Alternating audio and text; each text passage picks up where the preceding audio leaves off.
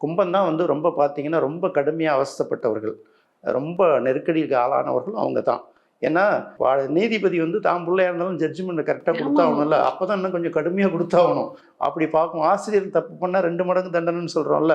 அப்ப கும்பத்துக்கு உரிய கிரகம், மகரத்துக்கும் உரிய கிரகம் சனின்னா கூட கும்பத்துல தான் 75% பவர். அப்ப அவர் என்ன பண்ணுவார், நமக்கு வேண்டிய ஆளு நம்ம ராசியெல்லாம் விடமாட்டாரு. நம்ம ஆட்கள் தான் ரொம்ப கஷ்டப்படணும் அப்படின்னு என்ன பண்ணுவாரு, இந்த 2 1/2 வருஷம் வந்து அவங்க ரொம்ப கஷ்டப்பட்டுட்டாங்க கும்பராசிக்காரர்கள்.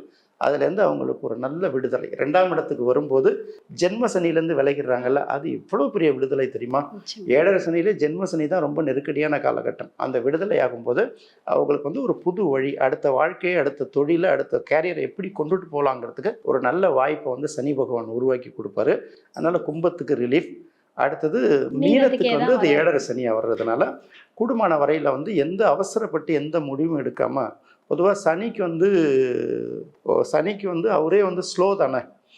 இவங்க வந்து இந்த சோம்பல்தனத்தை உடைச்சிட்டு முழுக்க முழுக்க வேலை இருக்கோ இல்லையோ, இல்லைன்னா மற்றவங்களுக்காக ஏதாவது சர்வீஸ் பண்ணுறதுல கவனம் செலுத்தினாங்கன்னா ம்.